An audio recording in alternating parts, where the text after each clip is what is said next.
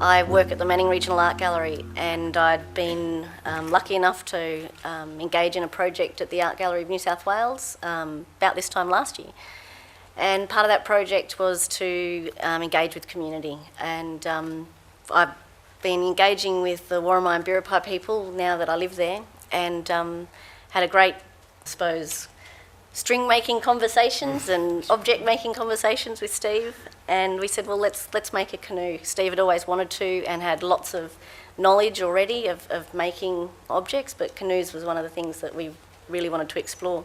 The project was important for us at a community level, because it's all about giving us a stronger connection to our ancestors, a stronger connection to the land that we belong to, a stronger connection to our creator, which is what our culture is all about. I've been talking to people from all over the place for many years about canoes, so I had a little bit of a knowing of what the process was, but still had heaps more to learn, and I'm always out to learn. And that's one of the reasons we come here to this conference, to share what we've learnt, but also learn get the hints off all these other fellas that are working on canoes as well. All the records say and prefer that they use a stringy bark. So we went out in the bush straight away looking for stringy barks. And actually there wasn't many around. There wasn't many around that were big enough to make into a canoe, because our area's been logged and cleared, the land's been cleared that much that there was hardly any large enough stringy bark trees around for us to make a canoe out of. But we also had traditional canoe scars on blackbutt trees. So we've gone out looking for blackbutts and found heaps. There's heaps of them out there. So we've got a great resource, and that's why we made our canoe out of a blackbutt. Yep. So this is our first attempt. We've had 2 attempts and we learnt heaps on the first attempt, even though we weren't successful. We did make a good looking canoe, which was only for display. So it would never float. Like the old fellas were using stone chisels and hammers, but we're adapting culture, so we've got our steel chisels out and our mallets. We definitely wanted to use just one side wanted a tree big enough so we only use one side of the bark, and so create a scar. So that's going to, as this scar heals, that's going to be another part of this project as well. So we'd seen all the photos, and you had photos as well of using a big big long lever branch to lever off the bark. So this is what we're doing. We're just following what we thought was the right thing, and it probably is the right thing, we're just doing it wrong. Because using those big long levers, it sort of come off too quickly and it started to crack. So then we got the idea of using little wedges, and we just tapped them in a bit at a time, and it seemed to work better. And the fellas down below had to watch out for the wedges falling from up high. We learnt that pretty quick. But that's what we're doing. We're just trying to take our time a bit more now.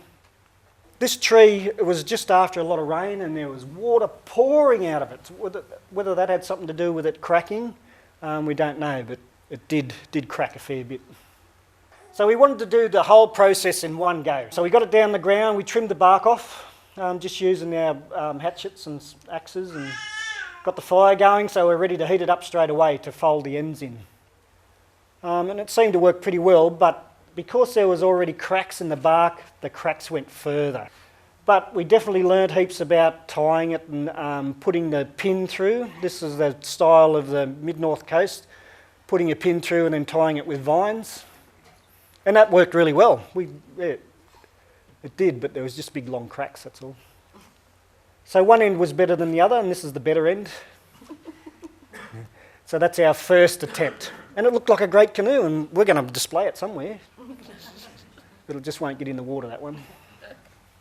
So both these canoes come from a place called Bungwall, which is just south of Forster. So there's a few more people involved with this one. So this is the tree we chose, another big blackbutt tree. Same process of cutting it out. Just cut half the sort of bark off the tree and leaving a scar there, and we'll record the scar as it heals over the years. This tree was a lot different as well, so the bark was a lot thicker. Just it was a different day, different tree. Yeah. Yep, no water running out of this one at all.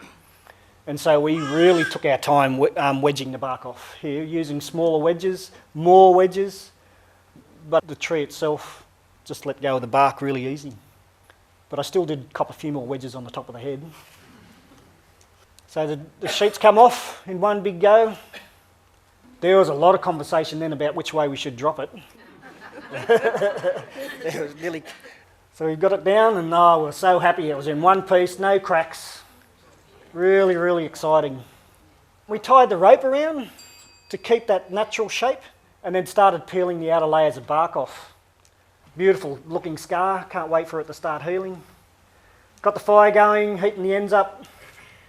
We think maybe next time we'll light a smaller fire and heat it up slower.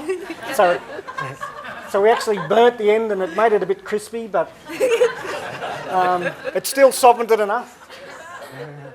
So here we're starting to bend it into shape, and it did bend. There was a couple of little cracks, but no major cracks, which was great. Tied it together for us to use our traditional drill to put the pin in. I'm sure the old fellas would have used that drill if they had it around. Tied it up with the vines, so we're heating the other end up now, and the smoke's trickling out the first end that we did. So we're working on the second end now, bending it in and going to pin it. And there it is, complete. Yesterday afternoon I was putting a bit of beeswax into those little cracks that developed and at the ends. This was after our test float, so that was the process of our project. And now we're looking forward to doing it again. As soon as we get our film edited and finalised, we'll get that out to everyone who wants to have a look as well. It's just to share our knowledge that we've learnt, and we're learning heaps here by coming to this conference as well. Thank you.